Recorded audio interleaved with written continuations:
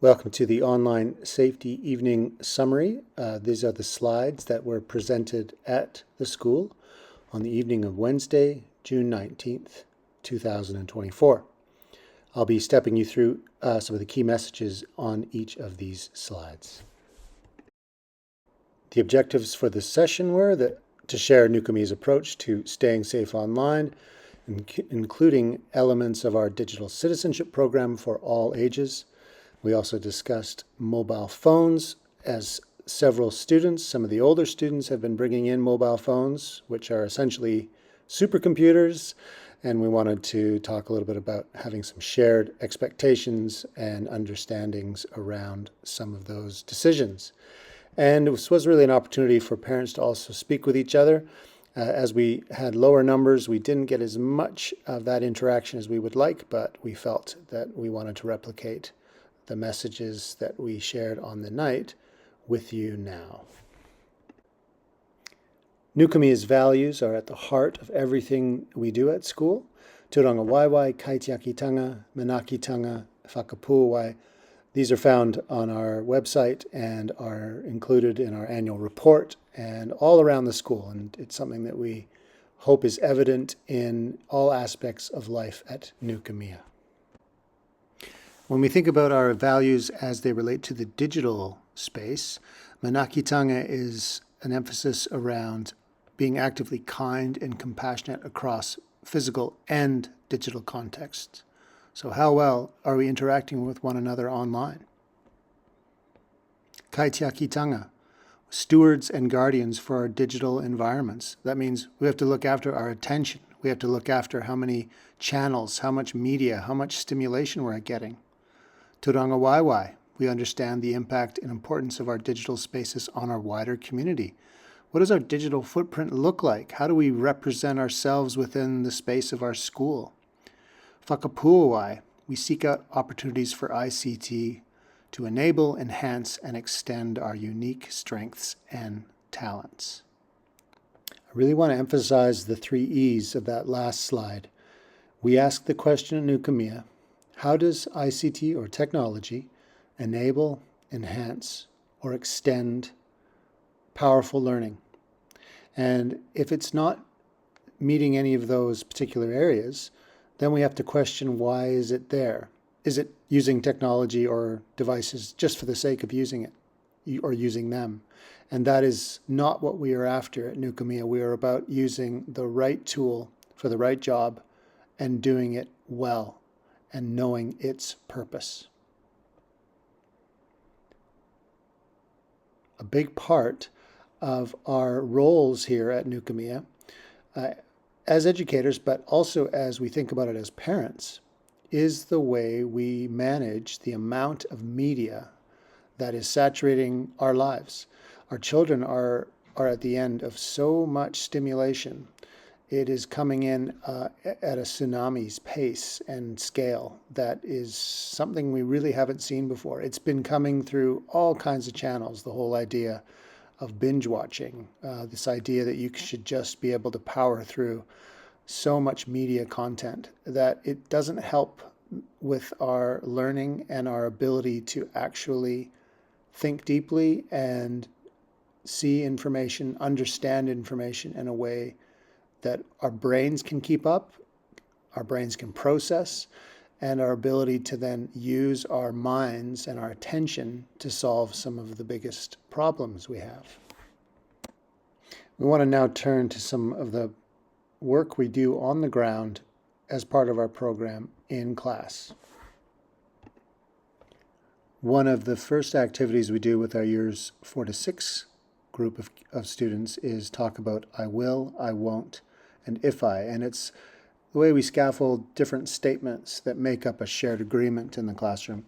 It's really based around how we specifically see behaviors that are pro-social, that are looking after the equipment that we're using, making sure that we're looking after the Chromebooks, we're only using our own, we're only going to websites that have been approved. We're carrying the Chromebook across the room carefully, showing respect and reverence for the ICT that we all are using, And this is something that we look at regularly. So this would be reviewed every term with the group of students. And as you can see, the students sign their name and it becomes a visible living document. Our year 4 to 6 students are looking into areas around AI and synthetic media. I know that not everything I see online is real, even when it acts like it is real. So the idea that some images and some media look incredibly realistic, and we have to be incredibly vigilant in how we discern between what is real and fake. This is going to become an increasingly challenging problem for our students, for all of us, and we need to be able to at least begin to look at them with a critical eye, knowing that everything we see isn't necessarily as it seems. For our years 0 to 3 classes, we look at 4 main areas around digital identity, sharing appropriately, sharing skills, and also content. So finding information that is meaningful and helpful and appropriate for our age and ability level. Embedded in much of our program is our Chromebook and iPad skill building. So when the students start out at Nukumea, they typically will have access to an iPad. They don't have any kind of accounts with personal accounts that are tied to these devices. They're learning how to use the iPad through specific apps, typically literacy or mathematics, and using the camera on the iPad and learning how to share an image or video in different ways. And as you can see by the photo, they learn how to sit when in different locations around the school appropriately with the iPad, how to care for and transport the iPad, and then also charge and maintain it in other ways. And share it with one another as well. So learning how to use it as a one-on-one device and then also in groups. And this is definitely a skill that we work on together. Oftentimes we have support from our older students. So the photo there you'll see is a group of older students working with some of the younger ones around basic Chromebook skills. And this is really to help ease the transition for when students in years 4 to 6 are predominantly using a Chromebook. It's a lot of times one-to-one, and going from using a tablet, as in an iPad for Nukumea, to then a word processor on a Chromebook can be quite a transition. And so learning how to begin to touch type and specific commands, just knowing where the shift key is and how to write in a different capitals or lowercase is all part of how our older students share their knowledge of a Chromebook with younger students.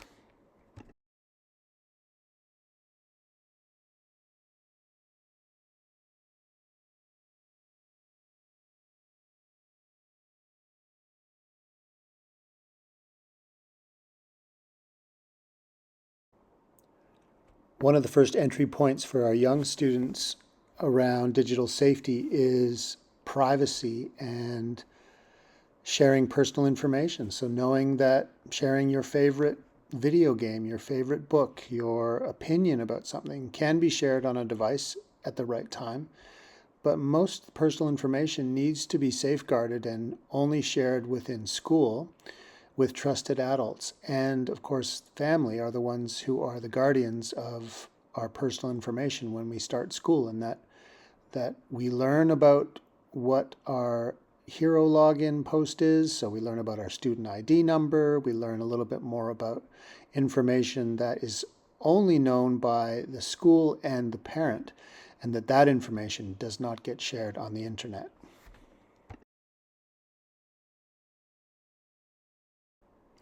Students also learn how to identify some of the equipment that makes the internet work, and they know that the internet is almost everywhere when we're at school and at home, and that it's good to have some awareness about how the internet travels through the school. And understanding how this basic utility is such a key part of how we work and interact and learn at Nukumea School. Another important skill to learn is how to use Kiddle, which is a much more of a child-centric, child-friendly search tool that allows for students to find information that is more suited to their reading level. There are greater visual cues. The font size is bigger, and it is much more appropriate for primary, especially younger primary aged students. The other ways that we share different websites is that students go directly to a website that the teacher has selected through a QR code, which can be easily accessed through the camera on the iPad or some kind of short URL code. And the other arena and space that we use and will continue to use more as students get older is Google Classroom, which is essentially a course management or learning management platform where we can give students a series of specific websites and resources we want them to go to help reduce distraction and sometimes the open-endedness of going on a Google search, or in this case, a Kindle search.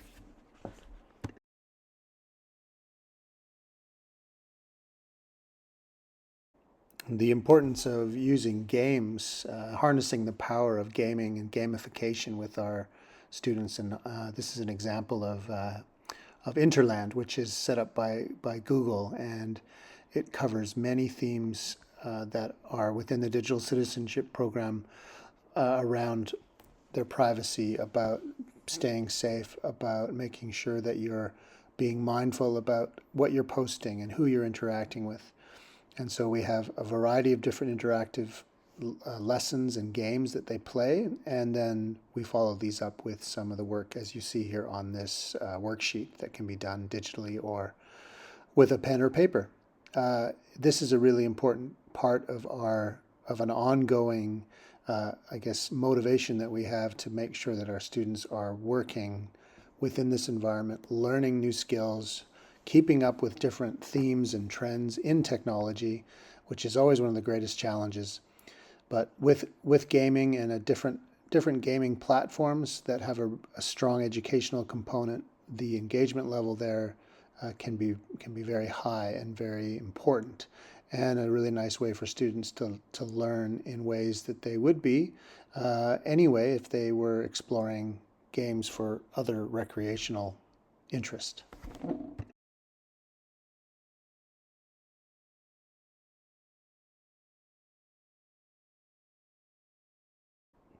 Another important game that students have been engaging with is DQ World, which is an internationally recognized program around digital safety and digital literacy. Covers many of the themes that we explore across a variety of contexts.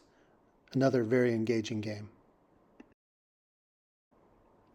Another example of this is Good Game, which is within the Minecraft gaming environment. And I invite you to take a look at an overview of this game when we include the link below in the notes. We now turn our attention to the home environment and a series of tips and strategies that you can employ at home to minimize risk and maximize a positive experience online.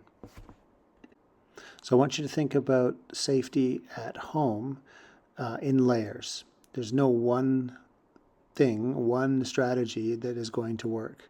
So the first thing you can think about is around internet filtering.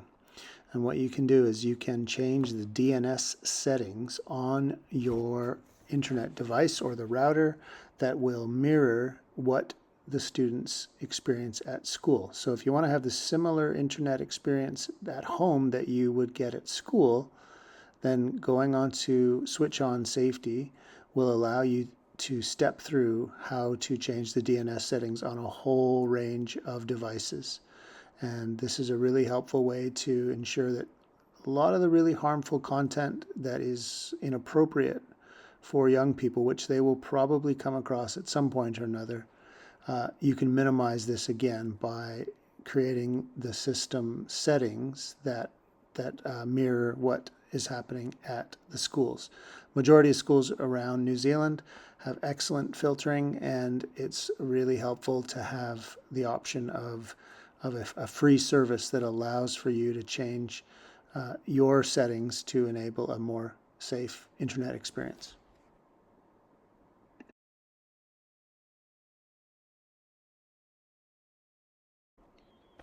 Keep devices out of bedrooms as much as possible.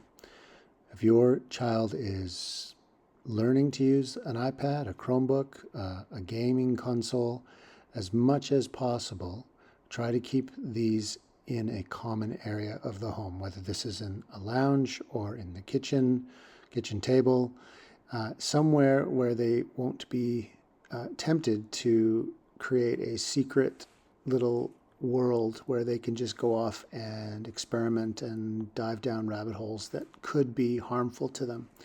It's a really good idea that we show them that we are paying attention.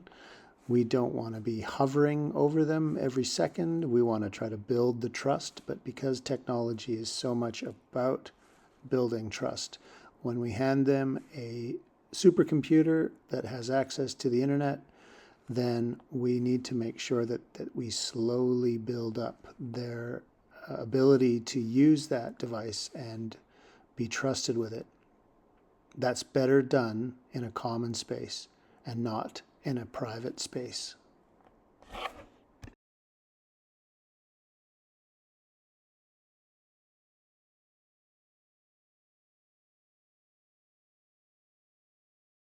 Mobile phones.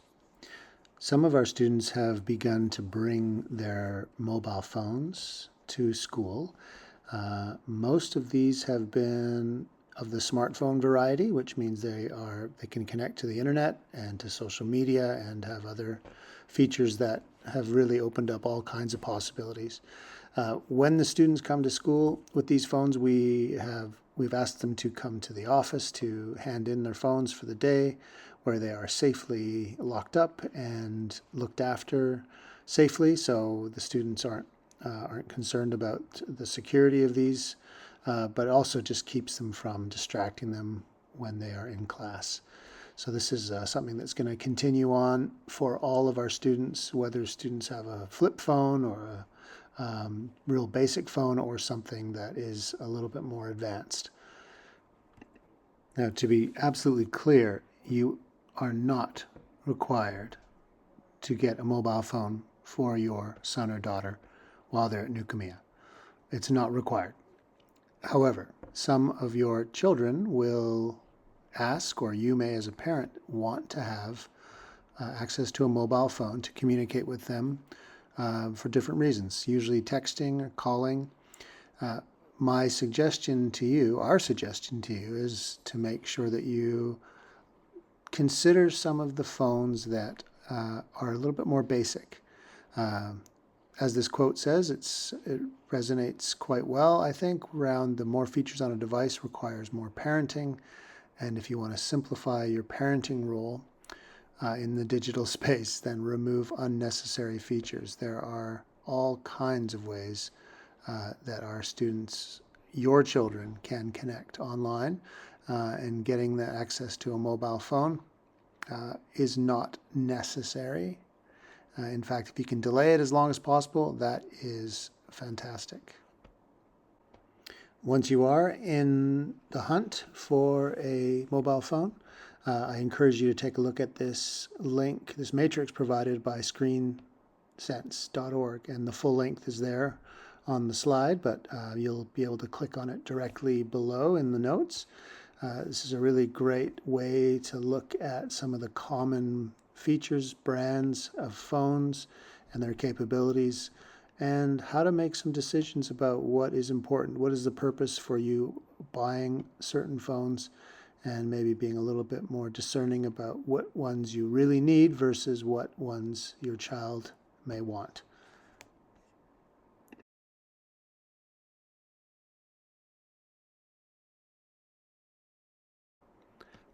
Some of the important points to make with your children is tying the use of technology, ICT, to trust. Technology use is about building trust. And we need to communicate to our children that no matter what we do online, we're going to sometimes come across things that make us feel uncomfortable, that make us feel scared, or a little unsure about what we're looking at. It's really important that as we learn and we explore, that we're open and we're honest about what we're coming across. We don't want to create a culture of secrecy with our children. We want them to be honest with us. The more honest that they are with us, the more trust that's built. And the more trust that's built, the more privilege and access they will get. Being sneaky, which is a common thing with technology, especially mobile technology, can hurt the trust and can hurt that relationship. So it's really important that we try to reinforce that. And the last point is about learning at an appropriate age to block, report, and screenshot. So blocking a user who may be writing comments, negative comments on a YouTube video that we've created or your child's created, disabling the comments on YouTube because it's not necessary for them to get opinions from everybody. And then the ability to report to the appropriate authorities, one of them being NetSafe, which I'll speak to here in a moment. It's the ability for young people to be able to know how to take certain screenshots and keep evidence of some of the things that are causing harm online. And at primary school, that is something that will need to be guided by you as a parent, and also with the support of an organization like NetSafe. So NetSafe are a not-for-profit organization who have been helping New Zealanders stay safe online for a number of years. And they're a real trusted source of support and care when things don't go right online. That being said, you can contact NetSafe for a range of reasons. You may have some questions around setting up the best privacy settings for an app or a different item that you've downloaded onto your phone or your child's device or something. You just want a bit more information. They can help you with that. They can also help you if there is an issue with someone being harmed online.